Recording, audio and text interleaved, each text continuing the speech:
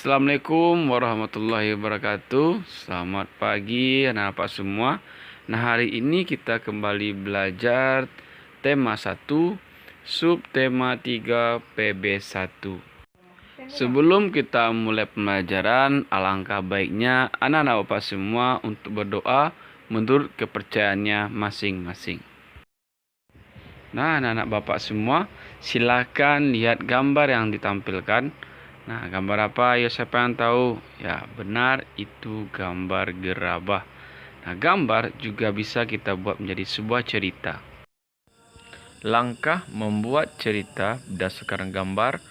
Yang pertama yaitu amati dengan cermat gambar tersebut. Yang kedua, buatlah ide pokok masing-masing gambar. Dan yang ketiga, kembangkan ide pokok menjadi sebuah paragraf. Selanjutnya, silakan anak-anak Bapak dengarkan ya. Kita akan baca cerita tentang si Lani. Hari Minggu ini, Lani diajak ayahnya pergi ke Madura. Ayah Lani ingin membeli beberapa kerajinan gerabah untuk pelanggannya. Seperti kita ketahui bersama bahwa Madura merupakan salah satu daerah penghasil kerajinan gerabah yang berkualitas tinggi. Sepanjang perjalanan menuju tempat produksi gerabah, Lani sibuk mengamati sekeliling. Lani takjub melihat potensi alam yang ada di Madura. Lani juga begitu kagum akan orang-orangnya. Mereka pekerja keras. Mereka juga pandai memanfaatkan potensi alam yang ada di sekitarnya.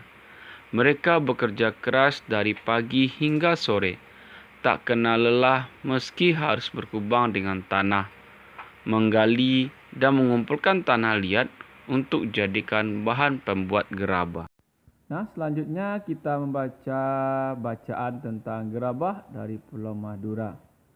Salah satu warisan karya budaya yang sangat tua, luas persebarannya dan mampu bertahan hingga sekarang adalah gerabah, yakni barang pecah belah dari tanah bakar yang dibuat secara tradisional. Gerabah juga dikenal sebagai sebutan tembikar. Gerabah konon sudah dibuat manusia sejak mereka hidup menetap dan mulai bercocok tanam beberapa ribu tahun sebelum tahun Masehi. Dan kini masih kita dapatkan di seluruh pelosok Nusantara, tak terkecuali di Pulau Madura. Pada situs-situs kebudayaan dan purbakala banyak dijumpai gerabah atau tembikar yang difungsikan sebagai peralatan atau perkakas rumah tangga dan untuk keperluan peribadatan serta penguburan mayat. Gerabah yang paling sederhana dibuat dan dibentuk hanya menggunakan tangan dengan ciri adonan yang kasar, dan bagian-bagian gerabah tersebut masih dipenuhi jejak-jejak jari. Selain itu, bentuknya kadang tidak simetris. Tidak terkecuali di Pulau Madura, gerabah difungsikan sebagai peralatan sehari-hari masyarakat setempat yang dilakukan secara tradisional seperti apa yang dilakukan oleh para pendahulunya.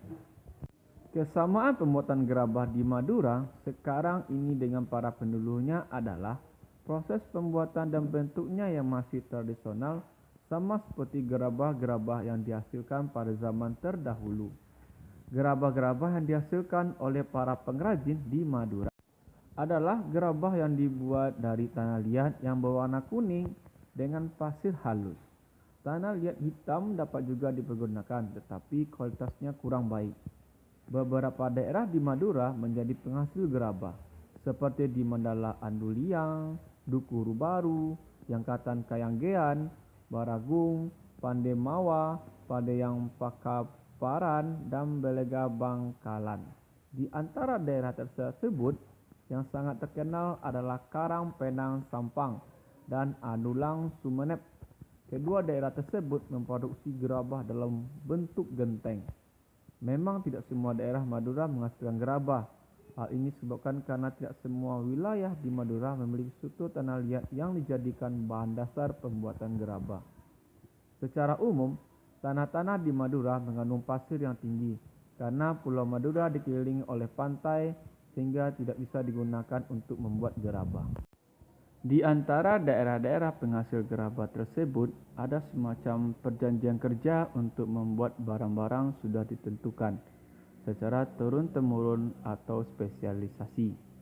Dengan spesialisasi ini, persaingan dapat dicegah.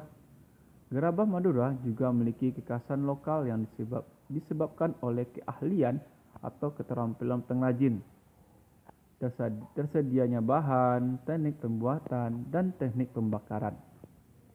Dengan spesialisasi dan ciri khasnya itu, banyak kampung diberi nama sesuai dengan nama jenis tembikar tertentu. Peralatan pengrajin gerabah Madura adalah alat tradisional yang tidak jauh bedanya dengan yang sudah digunakan pada zaman prasejarah. Alat-alat umum adalah cangkul, linggis, ember, dan alat-alat khusus lainnya seperti berikut. 1. Panambuk atau penumbuk berupa bulatan bertangkai untuk alat penumbuk bagian dalam. 2. Panempa atau penempa untuk pembentuk dan penghalus bagian luar berupa sekeping papan. Dan yang ketiga yaitu pangarek atau pengerak, sejenis sabit bermata miring bertangkai panjang untuk menghaluskan bagian dalam. Nomor 4, penyambungan atau wadah air untuk menetesi gerabah dengan secarik kain agar mudah dihaluskan. 5. Panggelet, secarik kain untuk membentuk bibir gerabah. 6. Pengajakan atau sejenis nyiru untuk ayakan pasir. Nomor 7, pengabuan adalah tempat abu. Dan nomor 8, panompal atau alat menyisihkan abu dari pembakaran. Yang ke-9 yaitu werkower adalah galah berujung kawat melengkung.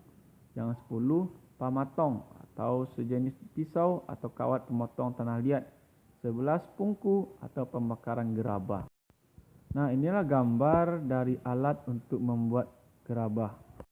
Adapun proses pembuatan gerabah dilakukan dengan tahapan yang harus dilakukan secara berurutan. Proses pembuatan gerabah tersebut sebagai berikut. Pertama, menyiapkan bahan berupa tanah liat. Kedua, mengaduk tanah liat dengan dicampur air. Ketiga, setelah jadi adonan, diambil perbongkahan untuk dibuat bentuk kasar. 4, menggunakan kain pangelet. Bibir atau pinggiran bongkahan dibentuk sehingga bulat melingkar. 5. Bila dibuat sejenis periuk, maka ketika pinggiran atau bibir sudah jadi, lalu diangin-anginkan. Nomor 6. Bila yang dibuat bertelinga atau bertangkai, maka dibulatkan telinga atau tangkai untuk kemudian ditempelkan atau digabungkan dan diperhalus. 7. Setelah dihaluskan dan diteliti kesempurnaannya, kemudian dijemur atau dibakar. Nomor 8, langkah terakhir setelah dibersihkan, namun untuk beberapa daerah masih menyempurnakan dengan cat. Keberadaan pengrajin gerabah di Madura ini telah banyak memberikan manfaat, baik untuk pengrajin, pemakai maupun untuk masyarakat umum. Pemakaian gerabah Madura memperoleh banyak keuntungan seperti harga murah, anti karat, mudah dibersihkan, dan mengurangi polusi. Di samping itu juga dapat menyerap banyak tenaga kerja. Kerajinan gerabah ini juga merupakan salah satu cara melestarikan warisan budaya yang telah turun-menurun. Mengingat manfaat-manfaatnya tersebut, maka pelestariannya perlu mendapat perhatian kita semua. Salah satu caranya dengan menjaga kualitas. Meski gerabah masih tetap diproduksi, tetapi dalam perkembangannya dihadapkan pada produk-produk modern. Produk-produk modern tersebut tidak hanya proses pembuatannya untuk modern, namun juga menggunakan bahan-bahan yang lebih praktis dan lebih tahan lama seperti plastik, karet, besi, dan aluminium. Akibatnya, lambat laun menggeser keberadaan gerabah. Para pengrajin pun juga terancam. Nah, anak-anak bapak semua, kita telah membaca teks tentang gerabah dari Madura. Nah, pada subtema yang lalu, subtema 1 dulu, kita telah belajar tentang mencari ide pokok pada paragraf. Nah, tugas sekarang anak-anak bapak adalah silakan cari ide pokok dalam bacaan gerabah dari Madura ini per paragraf. Buat semua paragrafnya, ide pokok per semua paragraf. Nah, Pak Akib, pembelajaran kita pada hari ini. Assalamualaikum warahmatullahi wabarakatuh.